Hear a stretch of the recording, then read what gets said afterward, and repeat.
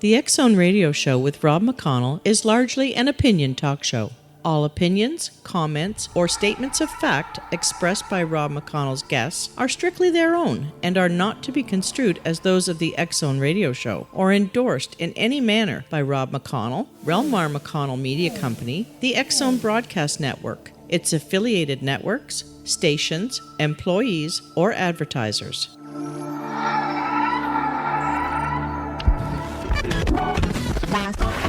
All Hit Radio.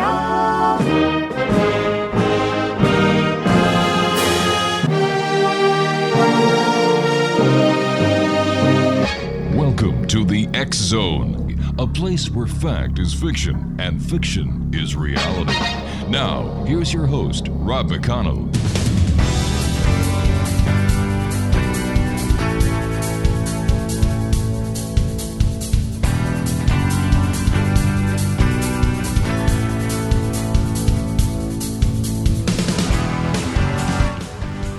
Welcome back, everyone. This is the X Zone. I am Rob McConnell, coming to you from our broadcast center in beautiful Hamilton, Ontario, Canada, on the X Zone Broadcast Network, Talkstar Radio Network, Mutual Broadcast Network, iHeartRadio, and Simul TV. If you'd like to find out about our programming that we have available 24/7, 365, all you need to do, X Zone Nation, is go to www.xzbn.net. Now, before I introduce our next guest, who is Jeff Santos, I'd just like to remind all the UFO groups, UFO researchers, ghost teams, and research groups that we are going to be launching some television shows based on the videos that we receive from the paranormal community on the X-Zone channel that is exclusively on Simul TV. So if anyone out there listening has videos, or if they'd like to become involved with what we're doing, whether it's home videos, if you have clips on YouTube, if you're a team and you actively take videos during your investigations, go to www.xzonechannel.com. All the information is there. There's a form you fill out, and as soon as we get the form here, one of our segment producers will be contacting you, and you can have your videos and your team and recognition to approximately right now about 30 million viewers. So once again, that's xzonechannel.com. X-Zone Nation, my guest this hour is Jeff Santos, and Jeff came to Virginia and founded Virginia Paranormal Investigations in 2008. He has investigated several hundred locations throughout Virginia and the surrounding states, and his research has led him to find Yorktown steep in paranormal activity, leading him to write his book. Joining me now is Jeff Santos. And Jeff, welcome to the X-Zone. Thank you for having me. Tell us about your book, Jeff. Absolutely. The book is about Yorktown. It's called Ghost of Yorktown, a Haunted Tour Guide. And it talks about all of the history to 25 of the key locations in Yorktown. And it, of course, tells the ghost stories associated with each location. What was it, Jeff, that brought you into the world of the paranormal? Well, the paranormal is something I've always had a passion for ever since I was a kid. Mm-hmm. You know, my dad was into it. He watched all the UFO shows, all the ghost shows, and got me watching them. I had family members that had some paranormal experiences, and I had a couple of my own when I was younger. But as soon as I was old enough to drive, the first places I started going with my friends was out to, some of the urban legends and the haunted places throughout our area. And ever since then, it's just been a passion. I've always been into it. I've always been interested in, I guess, the allure of the unexplained, the possibility of seeing something from another realm or another dimension or from the afterlife. Can you share your own paranormal experience with us? Yeah, absolutely. I guess the first one I had, it was kind of strange. I was a kid at the time, mm-hmm. and I had a dog, and not too far before this time period, I had a dog that had passed. But I was sitting downstairs, and I heard the dog scratching at the back door to go outside.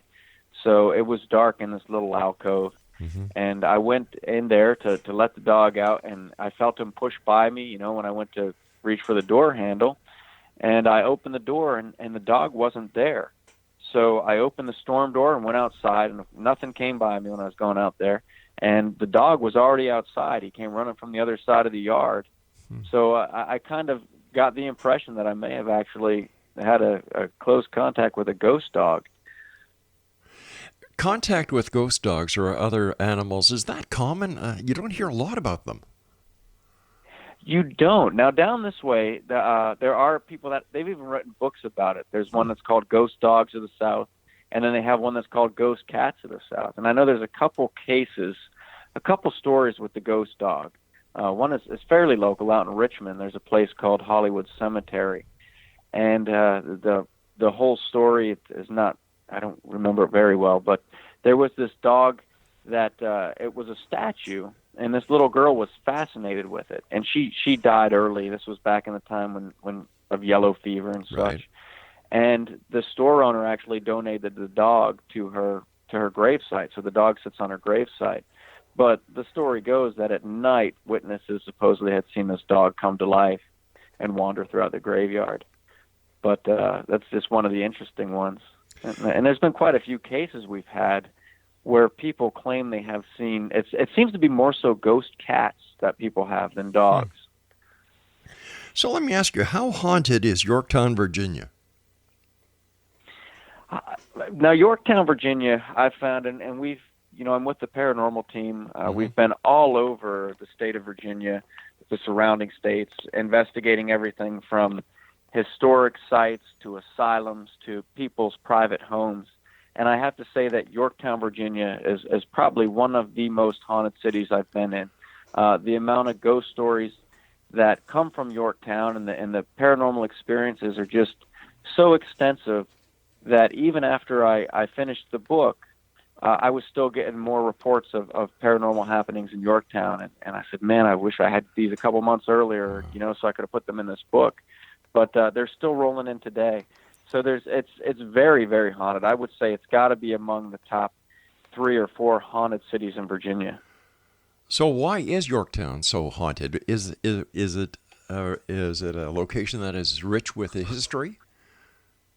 It is, and it's one of these. It's kind of a hidden gem. Like it's Okay. overlooked a lot of times by people because of the tourist attractions that are in the area around it, such as Williamsburg and Jamestown. Mm-hmm.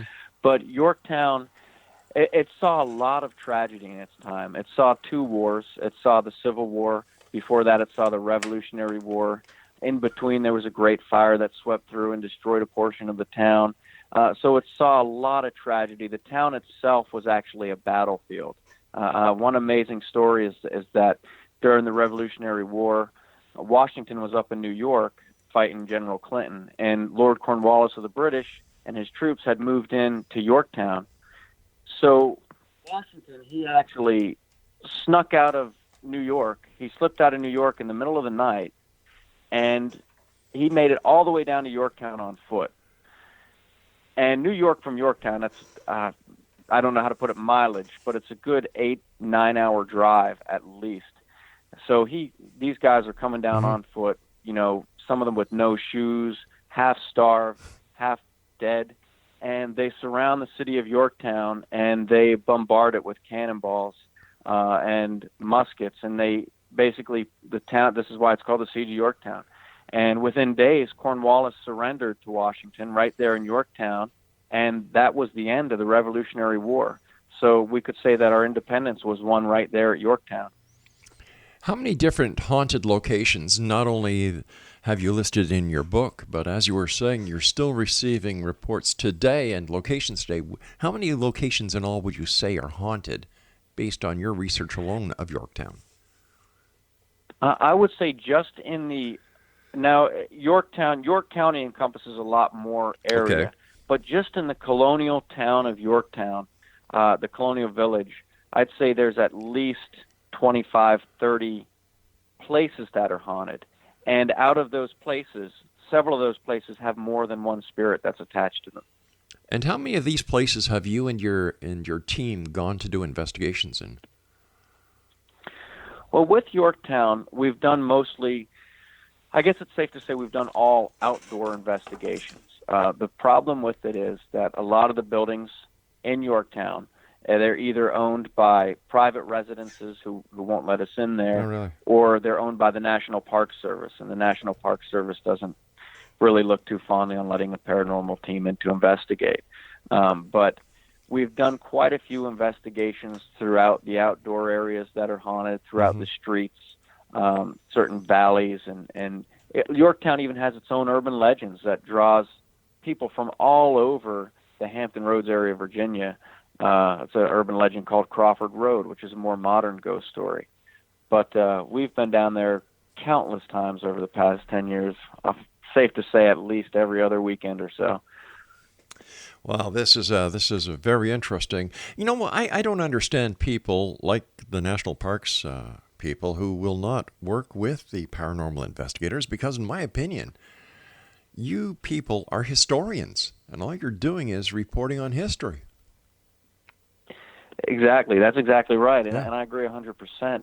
And another thing that a benefit to it that I see is that, especially with younger people, that the thought of history isn't necessarily going to strike them as appealing. Yeah.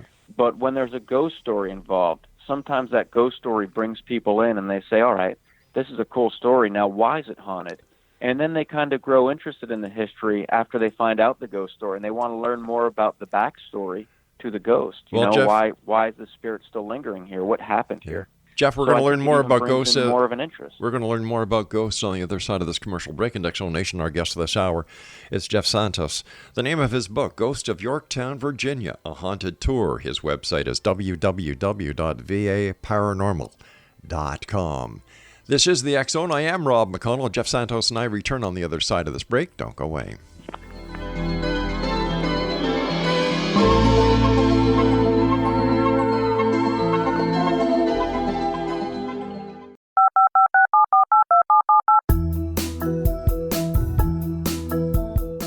Did you know that when you're on the road with limited data or Wi-Fi, you can still listen to the X Zone Radio Show with Rob McConnell, The Science of Magic with Gwilda Wiyaka, X-1, Dimension X, Space Patrol, and every minute of the X Zone Broadcast Network by calling 213-401-0080, courtesy of Audio Now. No smartphone, app, or internet needed. It saves your data plan, and it's free if you have unlimited minutes. Call 213-401-0080 to listen on any phone, anytime, anywhere. Remember, 213-401-0080 for the best of the paranormal, parapsychology, and sci-fi radio programming anywhere, 24/7, 365.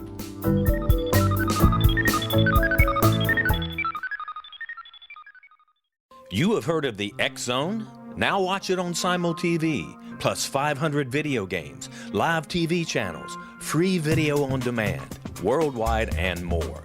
Does this sound like tomorrow's television? Well, it is, but you can have it today, right now. It is Simul TV. Simul TV offers what the others only wish they could provide. 15 exclusive channels like X Zone, sci-fi, and horror. We are worldwide. No other provider offers that. 500 built-in video games. No need to have an extra expensive system. We have them included. Free video on demand. Live streaming events from around the world. Interactive online network, and much more. Tomorrow's TV today. Simul TV. Sound too good to be true? Well, it's not. You can have Simul TV today. Sign up at simultv.com. Do it today.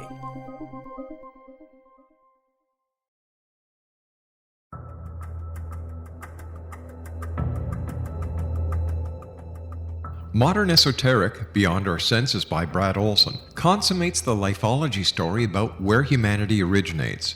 It is the lost continents, the primitive wisdom, the mythos of creation, and the rethinking of ancient history as we are taught in academia. There is much more to the story than what we have been told. As this is the first book in the Esoteric series, Modern Esoteric starts at the beginning of time and accelerates up to this modern age. Future Esoteric is book 2 in the series and takes a forward-looking position ahead of today with an open and honest examination of the ET issue and various unexplained phenomena. To discover the writings of author Brad Olson, visit www.bradolson.com. That's www.bradolson.com.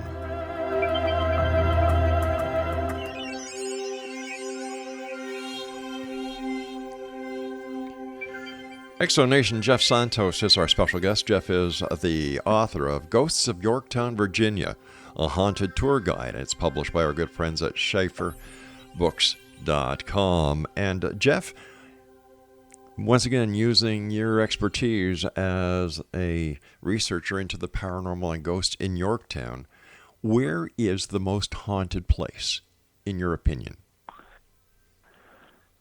Ooh, that's a tough question. Now, I would have to say, being a paranormal investigator, of course, we've gone all over the state, and one place that is very interesting to me, where I have witnessed firsthand a lot of activity, and I got to say, before saying any of this, none of this stuff is like on TV. You know, most locations we go out to, and quite often, more often than not, really nothing happens at first glance. We go over the evidence, and in the evidence review, we may find something more subtle. We may pick up a good EVP, some responses through a spirit box, an interesting picture, something like that. But there are a handful of locations where I've actually seen something right in front of my eyes that was fairly eerie, to say the least. And one of these places that I think is I would have to say, from our experience, is one of the most active locations. There's a place called Old House Woods, and this is a place out in Diggs, Virginia, not too far from Yorktown. But it's steeped in a mix of history, lore, and urban legend. And the main story with it is there was a pirate ship, and these pirates were being pursued out on the high waters. They stopped at this location of this patch of woods, and they buried their treasure. Well, the pirate ship got sunk out at sea, and they never made it back to reclaim their treasure. So now people see strange things up there. They see lights coming up from the beach, lantern lights. They see people digging out in the woods. They see headless dogs. They even have seen, this goes back to the 1920s, there was a woman who wrote a book about it, and there was a guy that, from a newspaper, he decided he was going to go up there and interview the locals because there were so many ghost stories coming out of there. And there was a guy in a fishing boat that claimed he actually saw this pirate ship come sailing right up into the woods.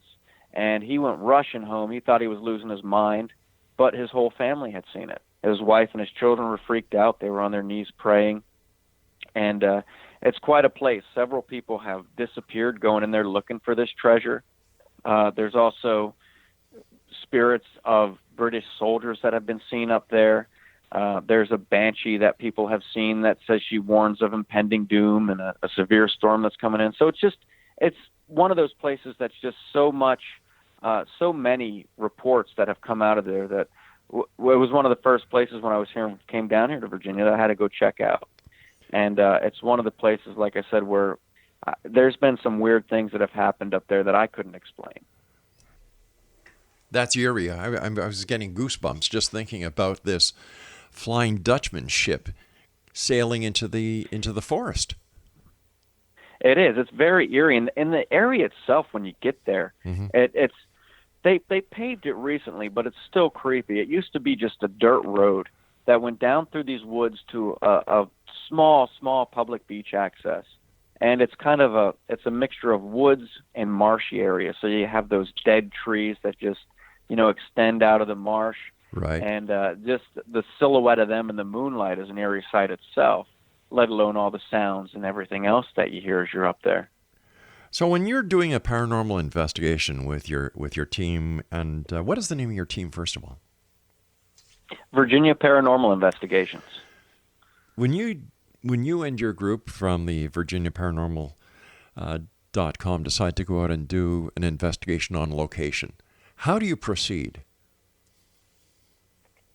Well, it depends. There are some things that are similar in all of our investigations, and there are some things that are different. So it depends. What we do mostly is residential investigations. And this is, we call them residentials. This is where people call us up to their house to come out and, for various reasons, that they think their house is haunted or they think they have some kind of activity. We even investigate on occasion. It's a lot less frequent than the ghosts, but we would investigate people that claim they see UFOs at their houses and such.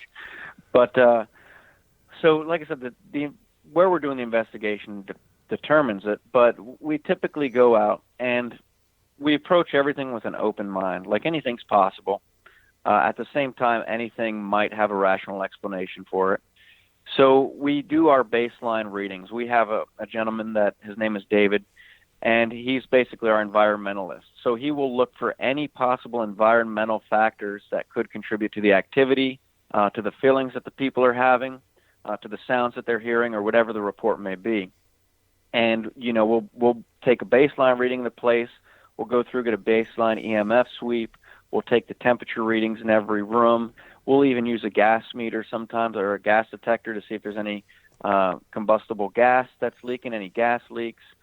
We'll use a light meter to measure the light. And we'll take pictures from every single angle of every single room of the house. And what we'll do, what people kind of wonder why we take these pictures like this, what we'll do is a lot of times something interesting comes up in a picture. And we always take doubles of the picture. But at the same time, we want every angle of every single room so that we can compare that to any photo anomalies that we get and see if there's anything in that room that could possibly explain what we're seeing in the picture. Then we go through, after we've taken all these baseline readings, we conduct the investigation. We'll go through, we'll do spirit box sessions. If it's quiet enough, we'll do EVP sessions. We have some different methods that we'll use. For example, if we're doing an EVP session, we want to make sure that any sound that we are hearing in that evidence review is actually of a paranormal nature. So what we do is we kind of establish a perimeter. We'll have somebody with the with the EVP recorder, with the voice recorder.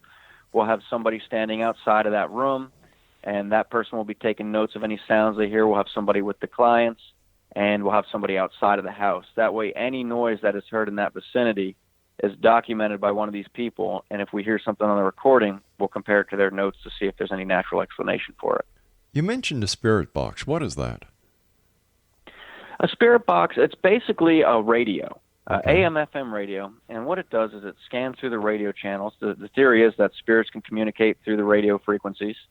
So you can set it to AM or FM, whichever you prefer. Experiment with different ones, and like I said, it'll scan forward or backwards through the channels. You can adjust the speed. You can adjust if it's going to, like I said, go slower or faster. Right. And basically, it's believed, like I said, that spirits can communicate through this. Now, there is a thing called audio pareidolia, where listening to this sound, this bits and parts, and of course, radio speech will come through there as well, too. So you got to, really have a direct response to your question to be able to rule it as possible evidence.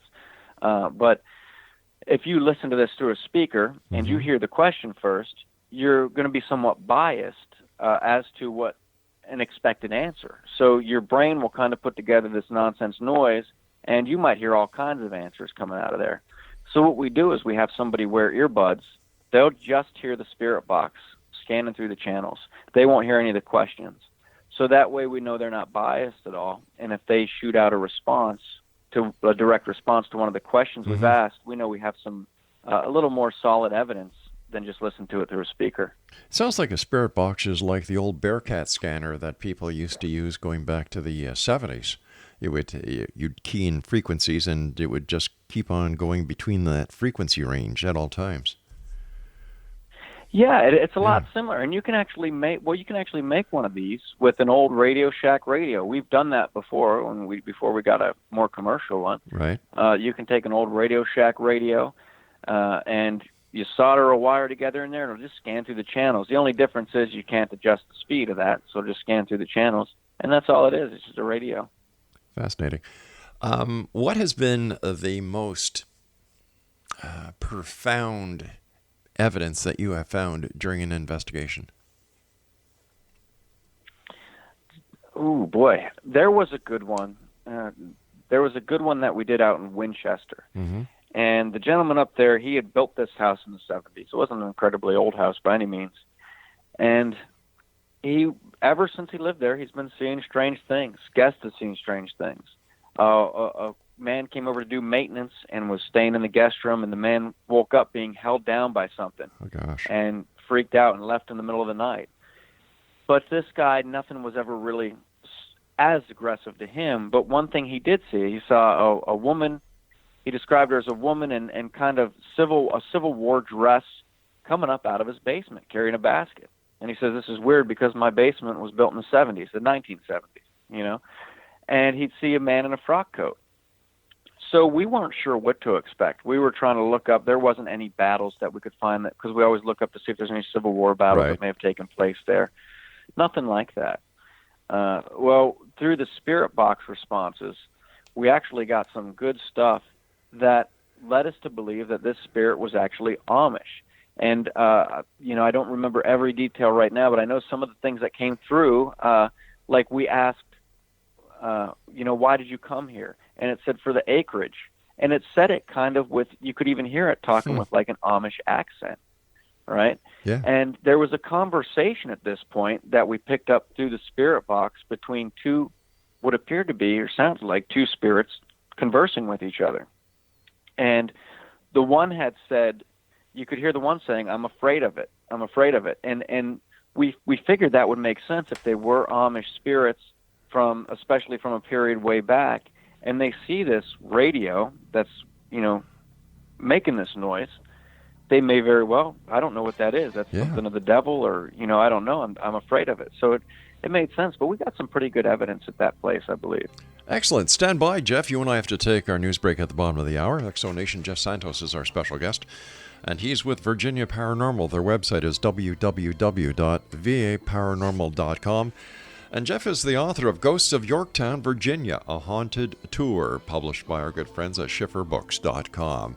Jeff and I will return talking more about ghost hauntings and things that go bump in the night here in the X Zone from our broadcast center in Hamilton, Ontario, Canada. Ghost, don't go away.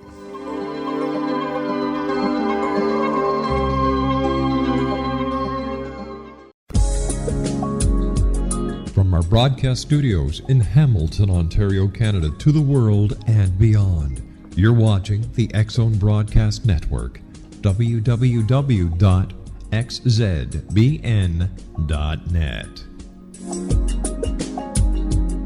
AVS Media Den.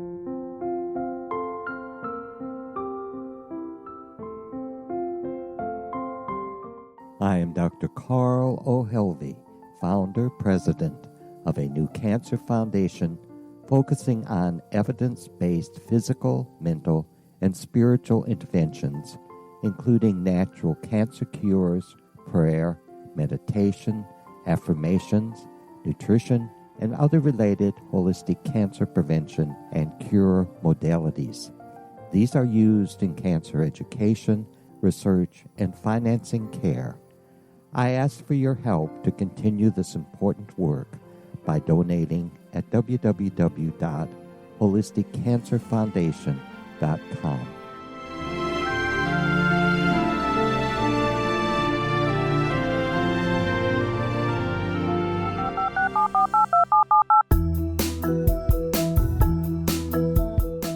Did you know that when you're on the road with limited data or Wi-Fi, you can still listen to the X Zone radio show with Rob McConnell, The Science of Magic with Gwilda Wiyaka, X-1, Dimension X, Space Patrol, and every minute of the X Zone broadcast network by calling 213-401-0080, courtesy of Audio Now.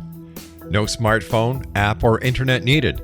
It saves your data plan, and it's free if you have unlimited minutes. Call 213-401-0080 to listen on any phone, anytime, anywhere. Remember 213-401-0080 for the best of the paranormal, parapsychology, and sci-fi radio programming anywhere, 24/7, 365.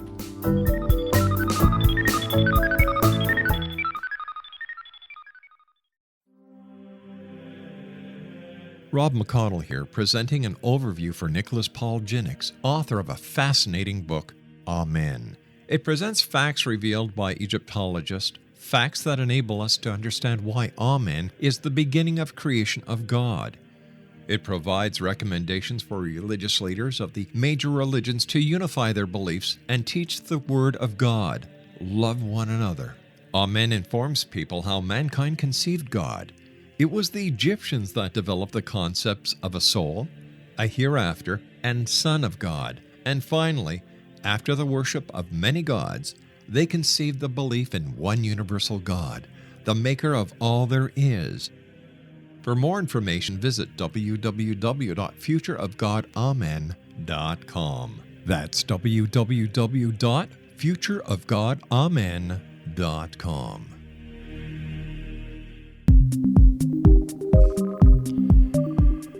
Jeff Santos is my special guest this hour, X-Zone Nation, VAParanormal.com. And during the break, while you people were listening to the news, Jeff and I were chatting. And as I told you during the news break, Jeff, you're the first person who has actually been on the show in the 28 years that we've been doing this, who has given us a look into spirits actually recognizing something that the investigators are doing and having a conversation with two spirits. Absolutely. And it kind of makes you wonder, are these spirits kind of like us? Yeah. Where we're sitting here, we're trying to see if we can pick up on some kind of activity from the other side, and once in a while something bleeds through and we're taken back. Wow, did you hear that? Did you see that? I wonder if that's the same side from the other side of the veil. It's the same viewpoint where they're there, they're going about their business, and then all of a sudden this noise or this image of us comes through the veil to them, and they're kind of taken back like, what is that? I don't know. I'm afraid of it. I don't really want to go near it. They're freaking out by it, just like we are sometimes when we see some things that we can't understand. I often wonder if on the other side that there may be those who do not realize, well, we don't even know if they're dead on the other side. We assume a lot. But I wonder if those on the other side have teams of normal investigators that try to figure out what we are. That's a very interesting theory, and that's actually something similar that we've talked about. I mean, we sit here and we come up with all these different. We really don't know. Yeah. We come up with all these different theories, and we said, what if even, there was some kind of a time surge where maybe it wasn't even dead people that we were talking to or that was talking to us, but it was somehow a warp in the time continuum or something like that, and actually communicating with a different time period. Or a dimensional shift. Not even spirits that have passed. Exactly. In your opinion, what is the most advanced piece of equipment that paranormal investigators use today in their investigations into the paranormal? That's a really good question. And, I'm probably not the best person to ask for that, because I will say one thing we like is equipment that's not made for paranormal investigating. We like to find out, go into a store like Sears, go into the electronics section, into their tools section, and just kind of brainstorm. Now, how could any of this stuff that's made for, normal handymen and normal electricians, how can any of this stuff be used in paranormal investigation? Because we know that this stuff is not being sold specifically for that. So we know any reading that it's going to give us is going to be factual. It's going to be positive. It's going to be hard evidence. Another thing is we like to, and I've been working on assembling kind of an armory of older cameras, actual reel-to-reel recorders, because one thing I would like to do is use some older equipment for a couple of reasons. I wonder if there's a difference between using a Polaroid camera and using a digital camera and what kind of images it's actually going to pick up on the film. That's right. When it snaps the picture. Will one of them be more sensitive to picking up spirits than the other? Same with the recorder. Are there things that a digital recorder can miss as it puts these as files into MP3s that a constantly running reel-to-reel recorder won't miss? And also, in the end, if you catch evidence on one of these older pieces of equipment or these older cameras, you got the negative right there, or you got the Polaroid. There's no disputing it. It's a lot more indisputable. Yeah, so we're more towards. I mean, we do, like I said, we do use the EMF detectors and all that stuff, and the night vision cameras and the full spectrum cameras. But at the same time, we don't go too advanced. We don't go too overboard with it, and we really want to experiment more with using some older equipment. How does the person who owns the house feel? How do you deal with their stress that they must be feeling, when there's paranormal investigators in their house? And how do they deal with the results if the results aren't favorable in their opinion because there is no ghost? Now, there are quite an array of different people when it comes to these investigations. And on one end of the spectrum, you have the person who just says, you know what, I think there's something in my house. It's not bothering me, but I feel like I'm going crazy, and I'd like to see if there's any evidence that there's something here. And sometimes with those people, you can either go and say, and we never tell them, hey, flat out, your house is not haunted. Right. What we say is we didn't pick up any evidence, but that just means that the spirits, if there are spirits here, they weren't active while we were here, because they can definitely shy away. There's a change in the environment. There's new people in the house. Maybe they don't want to be discovered, and they know what we're there for, so they're hiding, they're shying back. So telling people that, not coming out and saying your house isn't haunted, but saying that we just didn't pick up any evidence, and it very well could be haunted, we just didn't get any, that seems to get a better response from any of the people that we tell. But, the people that get that confirmation, they feel better. They feel better because they feel that they're a little more sane. They feel like, all right, these bumps that I'm hearing in the night and these things that I'm seeing, it's not just in my head, so I'm not going crazy. Now, there are people that are very afraid of what's going on in their house. There's something bothering them that they really want out of their house. And, it's the same situation. Sometimes we'll be able to go in there and get good evidence of what's there and be able to help them, figure out the appropriate measures. And other times there'll be people that are saying they're getting scratched and hear them growling and everything else. And we'll go in that house and we won't pick up a shred of evidence. So it all varies on the case and the client, of course.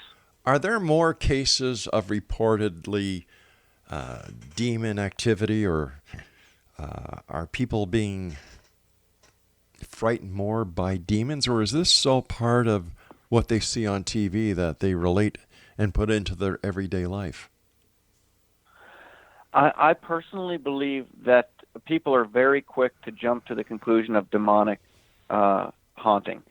And, I think the media does have a lot to do with it, because there's so many movies out there and the activity that's going on, it turns out to be a demon. So people are very quick to think that. There are a lot of entities out there that can mock a demon.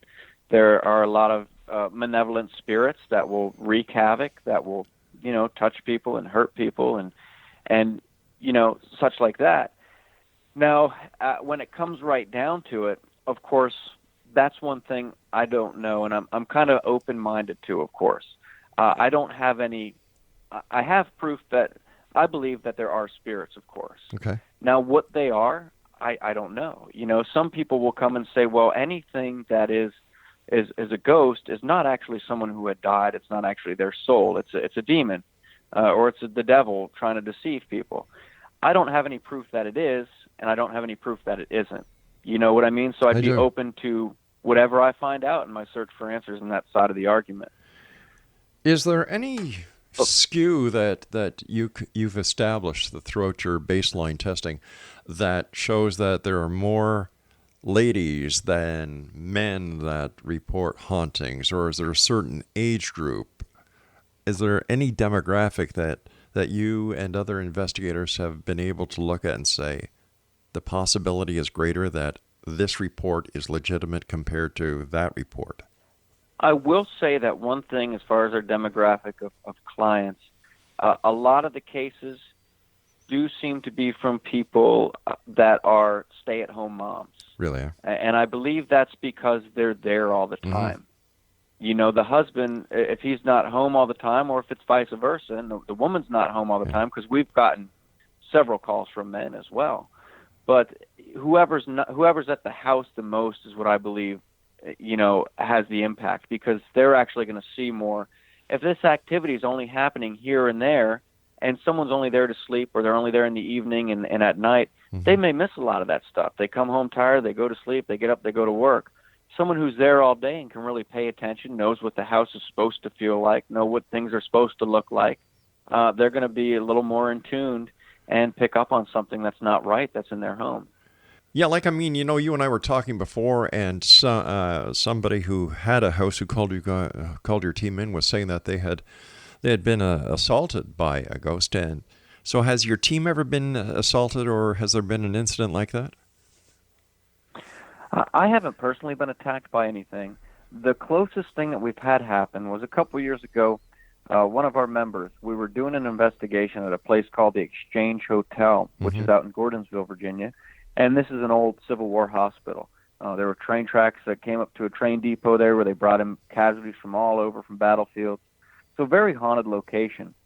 But she was leaving, and she saw something in her car with her. So she stopped the car and hopped out of the car, and she said she splashed some holy water around and said a couple prayers, and it was gone. But it really shook her up, the fact that she was driving home from this place and she saw something in her car with her. The other, I guess, closest thing I can think of is there was another gentleman on our team, and we were out at a location in Buena Vista, Virginia. Mm-hmm. And there's a lot of anger associated with this area. Even the spirits there. The kids were seeing a spirit of a man who was burnt, and this man stabbed a boy and a woman, and they would see their spirits, and just a lot of anger.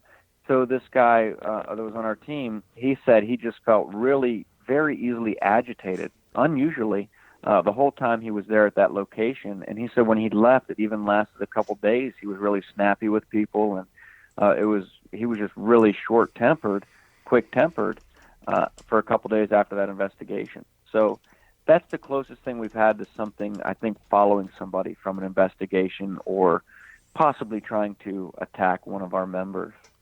www.vaparanormal.com. And Jeff's the author of Ghosts of Yorktown, Virginia, a haunted tour guide, and his website, the book is published by schifferbooks.com. And Jeff, where can people buy your book? They can, of course, schifferbooks.com, Amazon, and all the local bookstores here around Yorktown. All right. And such will have them out. Sounds like a plan. Jeff, stand by. We'll be back on the other side of this break. Don't go away.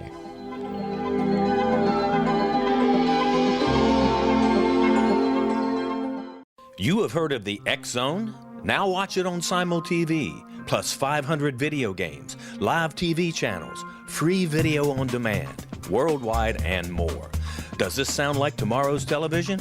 Well, it is, but you can have it today, right now. It is Simul TV. Simul TV offers what the others only wish they could provide. 15 exclusive channels like X Zone, sci-fi, and horror. We are worldwide. No other provider offers that. 500 built-in video games. No need to have an extra expensive system. We have them included. Free video on demand. Live streaming events from around the world. Interactive online network, and much more. Tomorrow's TV today. Simul TV. Sound too good to be true? Well, it's not. You can have Simul TV today. Sign up at simultv.com. Do it today. The new nonfiction book, Razor of Madness, is similar to cult movies like Clockwork Orange, Dragon's Tattoo, or The Other Side of Hell. Wayne Morin Jr. and Thomas Lee Howe will expose widespread and systematic deficiencies in this thought-provoking tell-all novel. Mind control rages among scholars in law schools. Human rights are ignored while thought reform and mental manipulation are accepted practices used as behavior modification. Dr. Louis Jolyon West comes to mind. Media and public scrutiny shows that United States mental hospitals are in fact destructive murder industries. Razor of Madness expose novel details this epidemic through an in-depth professional and personal investigation. For decades, there has been a revolving door policy that still releases killers and pedophiles back into society. The maestro of mind control continues to haunt America to this very day. Razor of Madness is available in paperback or as a downloadable ebook at Amazon.com. I'm William S. Peckham. If you enjoy a good mystery with a touch of the paranormal, then you'll love my novel, From Out of the Woodwork. It's the story of a young Toronto contractor, Sean Kennedy, who buys derelict homes, guts them, and turns them into multifamily dwellings. Slums just waiting to happen. When Sean buys 29 Livery Lane, the house fights back. former owners unexpectedly come out of the woodwork as he starts the destruction. The apparitions come to him when he touches old books, reads hidden letters, rummages through old boxes, finds a locket, or reads a discovered manuscript of a murder mystery. From Out of the Woodwork will take you from 1899 to the horror of the World Trade Center, September 11, 2001. Check out From Out of the Woodwork on my website, www.williamspeckham.com.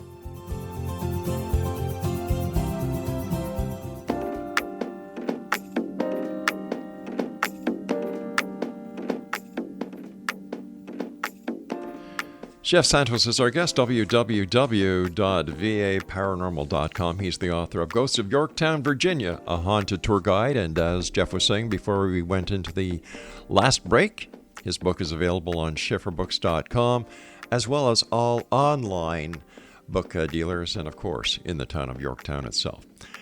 First of all, Jeff, thanks very much for joining us. Great pleasure talking to you. I love how you think. You know, I Thank you. It's a pleasure being here. It's just great when people think outside the box. And if somebody is listening tonight and they'd say, geez, you know what? Jeff's inspired me to become a paranormal investigator. What should this person do? How should they get the experience, the knowledge that they need to become a successful paranormal investigator? Well, that's a really good question, and unfortunately, there's no classes, there's no, accredited college that gives you a degree in it. Yeah. So what you got to do is just a lot of research, and it helps to have some sort of background, or you can really apply many different kinds of backgrounds to the field. My background actually is in law enforcement, so a lot of the investigation procedures and stuff that we came up with earlier on early on when we were starting the team. My friend who started it with me was also in law enforcement, so we applied a lot of police methods, police investigative methods and such, to how we would conduct the investigations. A lot of the theories and such. A lot of reading. And, you kind of got to get out there in the field. It was a long time before we started doing any kind of residential investigations. Just getting out there and kind of perfecting our methods, testing, seeing what worked, seeing what didn't work, and seeing how we could try to get the best possible undisputable evidence. So, in your opinion, what are the top don'ts and then the top do's when investigating the paranormal? Well, let's see. I would say one thing that is a risk is provoking. Now, sometimes provoking may get results, but it can be dangerous, because I've heard of people provoking in a spirit that is there is actually a very negative entity that lashes out at them. It hasn't happened to me or by any means, but I've heard of that happening. So one thing for certain locations especially, you don't want to try to provoke unless you're prepared for a possible backlash from it. And you always want to make sure that someone knows where you are, no matter what. Because if you're going out to, some of these urban legends and some of these places, I love the urban legends, I do. And some of these places are out in the middle of nowhere, and it's such an uncontrolled environment. So you want to make sure that you have some sort of protection with you. And like I said, that somebody knows where you're going, and you have a point of contact, even with the residential investigation. Hey, we're going to this address, and we'll check in with you throughout the night so that everything's okay. So it's good to have someone looking out for you for your safety as well. Take a first aid kit, too, just in case. You never know when you're going to need one. In your investigation team, do you use psychics? Do you use mediums? We have worked with mediums here and there, but we don't use them on the regular. No, none of us are mediums or psychics by any means. And you said you investigated urban legends. Can you tell us a little bit about that? Yes. What we love the places that have a ghost story, and I'll tell you, there's one right down there in Yorktown that is in the book actually. And this one's a place called Crawford Road. Now, the story with Crawford Road is that there was a bride who was stood up at the altar. I'll make a long story short. Okay. And she hung herself from this overpass on this long stretch of road that goes on through the trees and kind of out there, desolate road. she hung herself from this overpass. So now people claim to see her apparition standing on top of the bridge, and they drive under it. Sometimes they'll do various tests and get various responses, but one of the common reports is they'll look in their rearview mirror and see her hanging from the bridge. So this is an urban legend because we can't pinpoint the source of it. We can't pinpoint a bride that actually hung herself out there. Mm-hmm. At some point, this story started and passed by word of mouth. So we like to go out and see if there's any truth behind it and see if anything actually appears to us. And what did you guys find? Out at Crawford Road, we didn't find the bride, of course, Yeah. because like I said, I believe that's urban legend. Though there have been many people that's where they have seen her. So I don't know. I'm open to the possibility that it's not urban legend. But one thing interesting that did happen out there, there's been a lot of other strange activity where people have seen shadow figures. They've seen this tall, dark figure they describe as the guardian. Well, it was actually what we were trying to take a picture for this book, because in all our times going out there, we didn't have so much of a photographic picture of it as we did just kind of, investigation pictures. There's kind of a difference. We're not really setting them up to be, artsy or anything like Sure. that. So we're pulling down the road, and I lean out. I have a little Ford Ranger pickup truck, and I'm leaning out the window, and I've got a perfect frame of this bridge with the headlights shining on it, and it's pitch black out there. You can see a little bit of moonlight coming through the trees. Well, I hear these heavy footsteps come walking up towards the vehicle. So naturally I accelerated because there is some crime that's happened out there. Bodies have been dumped out there, all kinds of stuff. So I accelerated and I decided I was going to, give myself that reactionary gap and then turn around and get headlights on it. And Linda was in the passenger seat with me, and she asked me what I thought. And I said, well, I heard these heavy footsteps come walking at a fast pace up to the car. And she said, well, that's weird because at the same time you accelerated, she said, I saw this dark figure black out that back window. Oh, my gosh. And I stood by that back window, and you could see the moonlight over my shoulders.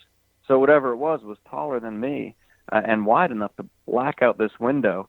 And when we spun around and shone the headlights there was nothing there. So I'm not sure what that was, but that was definitely an eerie experience out there. Do you have any reports of Bigfoot in that area? Well, there are some reports of Bigfoot in what they call the historic triangle, which is Jamestown, Yorktown, and Williamsburg.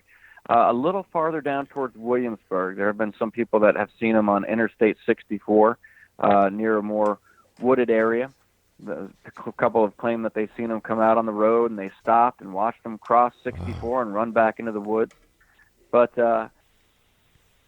that's the only one I can think of. There are some actually interesting things in Yorktown because there's a bamboo forest. And sometimes, one night we were standing down there, we heard this clicking, just a single click. And we're like, that sounds like those Bigfoot calls. So we stood there and listened for a while, and you'd hear a click. And then from the other side of the bridge, you'd hear another click. And then you'd hear like another click. And we're thinking, if it was the wind, why wouldn't all these bamboo trees be banging together, more than just one single click? So we did a little bit of digging, and it turns out that, apparently it makes that sound because there are some that are just small enough to be touched by a light breeze, and when they hit against one of the bigger ones, it'll make a single click like that. Yeah. So it was most likely the light breeze coming through, but it was interesting to think because we were like, oh, maybe there's a Bigfoot in Yorktown. Yeah, I guess. Plus bamboo, for some reason, the sound of bamboo hitting bamboo carries quite a distance. It sure does. Yeah, it does. Listen, we've got about 2 minutes left before you and I have to say so long. What are your final thoughts for the audience of the X-Zone Nation when it comes to ghost hauntings and things that go bump in the night?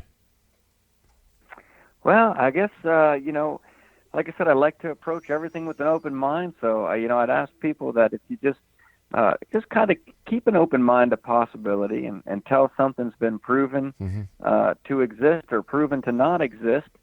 If you have that open mind and you're a little bit objective to it, you might see some good evidence or some, evidence that of a natural explanation, depending on what it is. Now, what geographic area do you and the VA Paranormal team cover if somebody wanted to contact you because they feel that they're experiencing some sort of paranormal activity where they are? Well, we cover the whole state of Virginia, the surrounding states, North Carolina, South Carolina. We went down to Georgia a couple weeks ago, which is about a 9-hour drive. Wow. So depending on the case and the need for us, we'll go quite a distance. If we can make it there in a day's travel, if we can make it there over the course of a weekend and back, then we're probably willing to take the case. One more question that my producer asked me to ask you.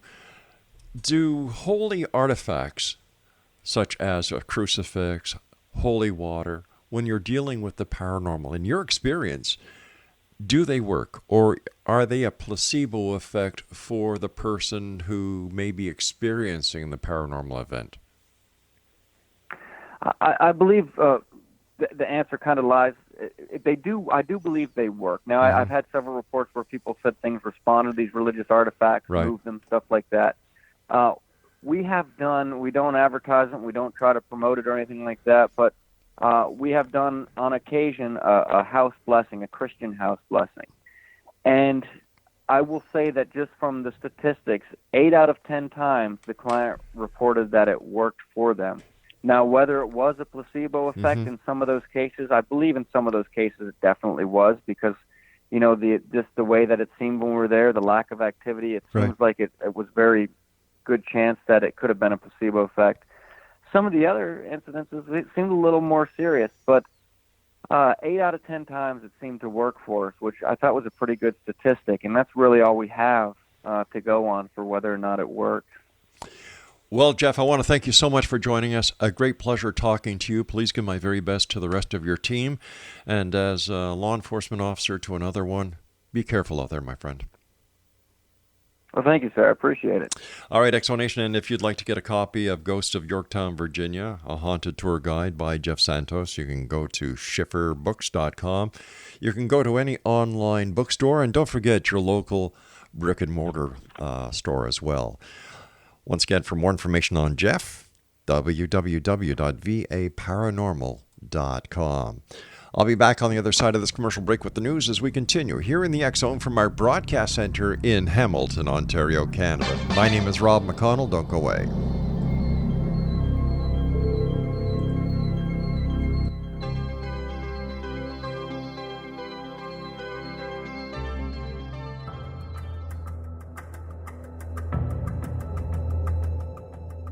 Modern Esoteric, Beyond Our Senses by Brad Olson, consummates the lifeology story about where humanity originates.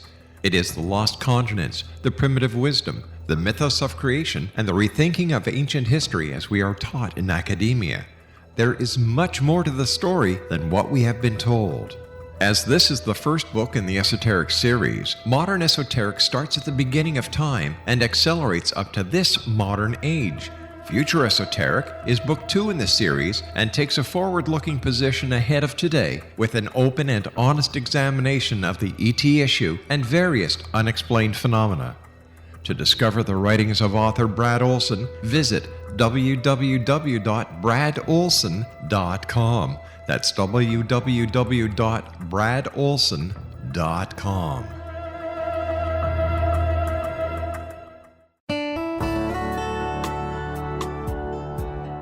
Are you or is someone you know struggling with addictions, depression, anxiety, relationships, low self-esteem, lack of confidence, grief, success, and prosperity? Do you know that your subconscious belief plays a big role in the outcome of your hard work? We can help you permanently change the beliefs that may be the reason for your struggles and failures. We care about getting you the return on your investment and the results you are looking for. We can help you be free of the limitations of your past and in realizing your highest potential. We work with people by phone and Skype. For more information, visit us at www.ritasoman.com. That's www.ritasoman.com.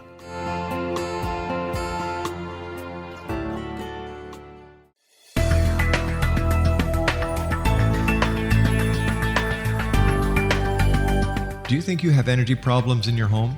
Do you feel better when you're away than when you're home? Joey Korn is a global leader in the world of dowsing who specializes in personal energy clearing and space clearing.